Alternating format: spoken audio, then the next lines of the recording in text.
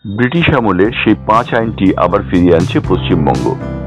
এই 5 আইনের অধীনে পশ্চিমবঙ্গ সরকার যে সিদ্ধান্ত নিচ্ছে তার মধ্যে রয়েছে গুটখা এবং পান পরাগ খেয়ে তার পিক ফেলা অথবা পানের পিক ফেলা এবং যত্রতন্ত্র মূত্রত্যাগের বিষয়টি। পশ্চিমবঙ্গ সরকারের স্বাস্থ্য দপ্তরের প্রতিমন্ত্রী চন্দ্রিমা ভট্টাচার্য জানিয়েছেন যে তারা এই 5 আইন প্রয়োগের জন্য বিধানসভায় বিশেষ একটি বিল আনছেন। সেই বিলে এই বিষয়গুলির উপরে 5 আইন প্রয়োগ করা হবে বলে জানানো হয়েছে। উল্লেখযোগ্য, ব্রিটিশ আমলে এই 5 আইন চালু ছিল এবং সেই সময় যেখানে সেখানে পিক ফেললে এবং মূত্রত্যাগ করলে সঙ্গে সঙ্গে তা অপরাধযোগ্য অপরাধ বলে গ্রহণ করা হতো।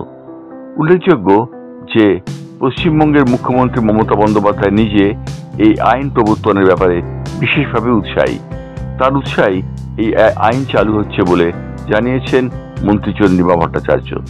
তিনি বলেছেন, মুখ্যমন্ত্রী আশা করছেন এই আইন লাগু হওয়ার ফলে যত্রতত্র পানের পিক ফেলা অথবা গুটখা এবং পান পরাগ খেয়ে তার বর্জ্য নিক্ষেপ করার প্রবণতা কমবে এবং যেখানে সেখানে দাঁড়িয়ে মূত্রত্যাগ করার মতো অশালীন দৃশ্যের অবতারণাও ঘটবে না।